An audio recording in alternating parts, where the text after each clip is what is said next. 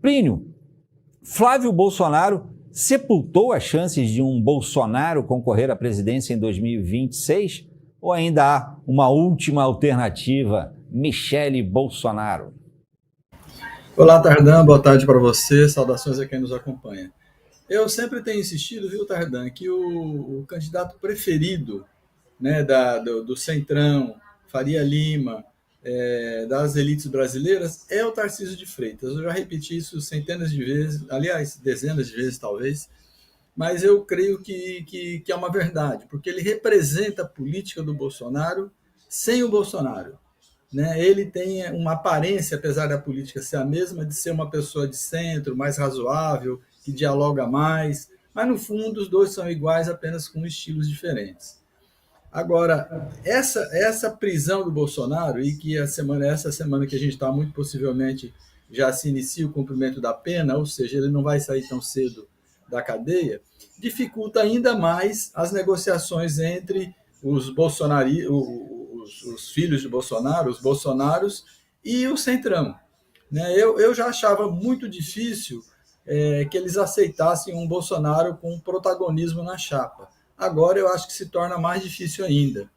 Ao mesmo tempo, eu acho que estão enterrando politicamente o Bolsonaro muito cedo. Né? Eu sempre digo aqui que, apesar da contrariedade que a política dele me incomoda, eu tenho contrariedade com a política dele, eu acho que é uma política de extrema-direita, tem que reconhecer que ele é um líder importante no Brasil. Né? Se você, qualquer pesquisa que você faça, perguntando qualquer coisa, confrontando com o Lula, vai lá dar 15, 16, 17, até 20% de concordância com ele. E eu creio que ele mantém esse percentual, talvez não tão alto, talvez não 20%, mas 15, 16, 18%, em qualquer circunstância. Então, é uma quantidade de votos muito significativa para que cortem os laços com ele de forma assim tão abrupta. Eu não sei o que vai acontecer, não sei se isso se revela como erros do Flávio Bolsonaro ou ele tentando se impor como um candidato desse campo bolsonarista. Eu acho que isso ainda não está claro. Agora, que ele fez um desafio ao Supremo Tribunal Federal, eu publiquei um artigo hoje e não tenho a menor dúvida. Quando ele fala em oração, fala em ato pacífico, mas ao mesmo tempo ele apela ao Senhor dos Exércitos, que o Senhor dos Exércitos é Deus no Antigo Testamento, que dirige tanto uma legião celestial como dirige um exército terreno. Né? Existe um segmento dos evangélicos que defendem essa questão, né? que Deus não é apenas aquele que salva, que leva as pessoas para o céu ou para qualquer lugar melhor do que este, mas é aquele também que está na batalha do dia a dia e movendo uma guerra contra aqueles que são escolhidos, né? No caso, o povo judeu, e depois se estendeu também para os cristãos, também devem acreditar nisso. Então, eu acho que ele fez aquele famoso apito do cachorro. Ao mesmo tempo que ele fala em ato pacífico, em ato de oração, ele faz um apelo à guerra, ao enfrentamento, ao convocar o Senhor dos exércitos, que é Deus. Tanto é que ele fala que vai ser uma guerra espiritual. Mas o Senhor dos Exércitos, ele não move só uma guerra, ele não move só uma guerra espiritual, ele move uma guerra terrena também, uma guerra, um conflito físico, um conflito real, não no plano apenas enfim, da religião. Então eu acho que ele fez ali o famoso apito do cachorro, né, para convocar as pessoas mesmo para uma guerra. E eu acho que não sei se mesmo desse ponto de vista que eu analiso, mas o Alexandre de Moraes deve ter avaliado que aquilo poderia ser o princípio de um novo acampamento, ou um princípio de um novo movimento, aquele que ocorreu no 8 de janeiro. Então, eu acho que, juntando essas duas coisas, e juntando também a questão da tornozeleira, que a gente pode falar depois, caso você queira, foi que o Alexandre de Moraes deu essa ordem de prisão preventiva ao Bolsonaro. Né? Acho que foram essas duas questões e a previsão que poderia haver alguma coisa tipo 8 de janeiro nessa convocação do Flávio Bolsonaro, o que não é descabido, viu, Tardan? Mas você acha que dá para colocar tudo assim nessa conta do Flávio Bolsonaro, que a gente está vendo aqui ao lado, né?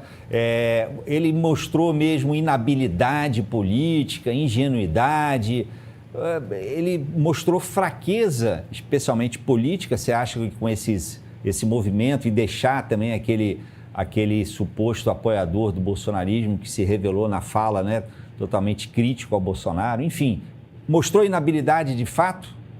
Ali foi uma falha. Eu não sei se eu classifico isso como inabilidade, porque eu não percebi ainda se tem uma intenção política por trás disso. E pode ter. E essa intenção política talvez seja consolidar esse campo bolsonarista, independentemente do centrão, independentemente da chamada direita, e talvez erroneamente até chamada direita democrática do centrão.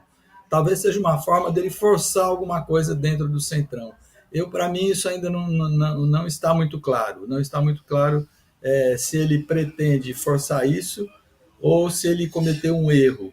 Agora, ele já vinha há algum tempo, né, concordando com as teses do irmão, né, do Eduardo Bolsonaro. Então, o Eduardo Bolsonaro, ele já tinha essa política de atacar o Tarcísio, dizer só um Bolsonaro podia representar os Bolsonaros, e se não for um Bolsonaro, assim que essa pessoa assumir, ele vai esquecer o Bolsonaro. E não está muito errado não, viu, Tardan? Não está muito errado não. Então, eu acho que talvez tenha alguma coisa a ver com isso também.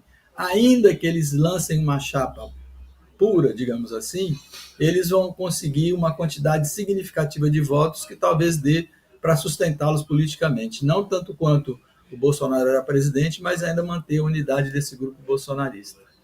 E olha, você falou do Eduardo Bolsonaro e ele hoje se manifestou ali, né, dizendo que o Ramagem fez muito bem em fugir do Brasil, né?